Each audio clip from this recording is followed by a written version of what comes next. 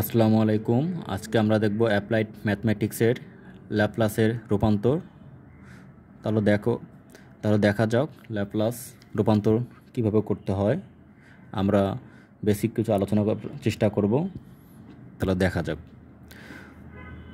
তো আমরা শুরুতে দেখব, যদি একটি ফাংশন অফ টি হয়, এই ফাংশনটার ল্যাপ্লাস ট্রান্সফরমেশন বা ল্যাপ্লাস রূপান্তর কী হবে আমাদের। তো এটাকে ল্যাপ্লাস রূপান্তর করার জন্য আমাদের শুরুতে একটা এল দিতে হবে, এল তো ল্যাপ্লাস, এবং এটাকে ফাংশনটাকে আমরা কী করব, আমরা দ্বিতীয় বন্ধনীতে আবদ্ধ করব। তাহলে এর ল্যাপ্লাস ট্রান্সফর্ম কী হবে। তো দেখো, এটা করার জন্য আমাদের প্রথমে ফাংশন অফ টি যা আছে তাই থাকবে। এরপর আমাদের যা করতে হবে, এই ফাংশনের সাথে আমাদের একটা ই ইনভার্স এস টি গুণ করে দিতে হবে। দেওয়ার পর এর গুণফলকে আমরা কি করব, 0 থেকে ইনফিনিটির সাথে আমরা একে ইন্টিগ্রেশন করব। তাহলে যে ফলাফলটা পাওয়া যাবে এটাই হবে আমাদের ল্যাপ্লাস রূপান্তর, অর্থাৎ ল্যাপ্লাস ট্রান্সফরমেশন। তাহলে আমাদের ল্যাপ্লাস ট্রান্সফরমেশন সূত্র হলো 0 থেকে infinity e inverse s t function of t D T. আর এটাকে আমরা লিখতে পারি ফাংশন অফ এস দ্বারা লিখতে পারি। এখানে আমরা এটাকে ফাংশন অফ এস কেন দ্বারা লিখতে পারি, দেখো তোমরা যদি একটু বোঝার ট্রাই করো, যে আমরা এই মানটাকে আমরা টি এর সাপেক্ষে আমরা কী করবো, এটা যৌগজীকরণ করব আমরা। তো আমরা যে টি এর সাপেক্ষে যদি এটাকে আমরা ইন্টিগ্রেশন করি, তাহলে দেখা যাবে এখানে আমাদের অ্যান্সারে টি আসবে, এবং অ্যান্সার যখন টি আসবে তখন আমরা আপার লিমিট এবং লোয়ার লিমিট যখন টি এর মান বসাবো, তাহলে সেই ফাংশনটাতে আমার টি আর থাকবে না, কিন্তু আমাদের দেখো এখানে ধ্রুবক হিসেবে এস থাকবে। আর এস থাকার কারণে আমাদের এটা লিখতে পারি ফাংশন অফ এক্স। যেহেতু এখানে আমাদের ক্যাপিটাল এফ আছে, এখানে আমাদের স্মল এফ হবে, কারণ আমরা যদি ডাইরেক্ট আবার ক্যাপিটাল এফ এস দেই তাহলে বোঝা যাবে আমি শুধু মনে হয় এই ফাংশন টি এর জায়গাতে এস বসালে আমার অ্যান্সার হয়ে যাবে, কিন্তু আসলে না। এই জন্য আমাদের এখানে ফাংশন অফ এস এটা ছোটোতে রক্ষ হবে, অর্থাৎ ফাংশনটা আমাদের চেঞ্জ হয়ে যাবে। আমাদের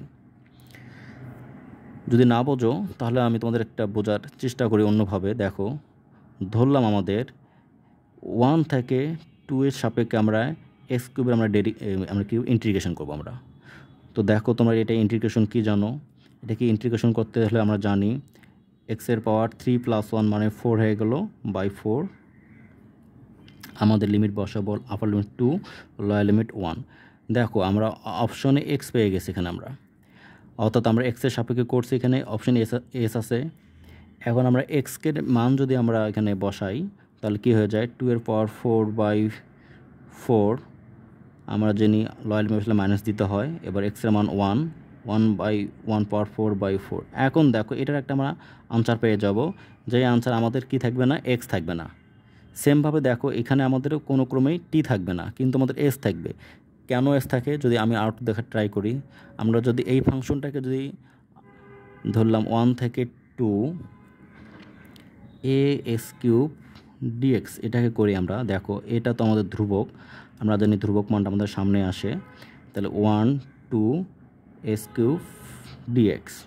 তাহলে দেখো এটাকে যদি আমরা ইন্টিগ্রেশন করি, অর্থাৎ যে এটাই আসবে, আমার যে কোনো একটা মান আসবে, ধরলাম যে কোনো একটা মান ধরলাম, একটা মান আসবে কি আসবে না, অবশ্যই আসবে। তাহলে দেখো আমাদের এখানে এ থাকবে এবং আর একটা মান থাকবে, যেটা নতুন একটা আমাদের ফাংশন পাওয়া যাব। এই জন্য এই ফাংশনটাকে আমরা কী ধরবো, ফাংশন অফ, এখানে যেহেতু এ আছে আমি এ লিখতে পারি, আর এখানে আমার থাকবে এস, যার কারণে এটা লিখতে পারি ফাংশন অফ এস। সম্পূর্ণ নতুন একটা ফাংশন হয়ে যাবে ফাংশন অফ এস।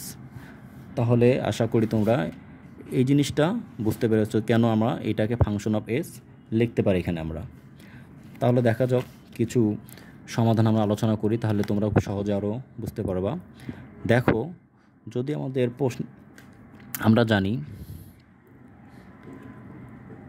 ল্যাপ্লাস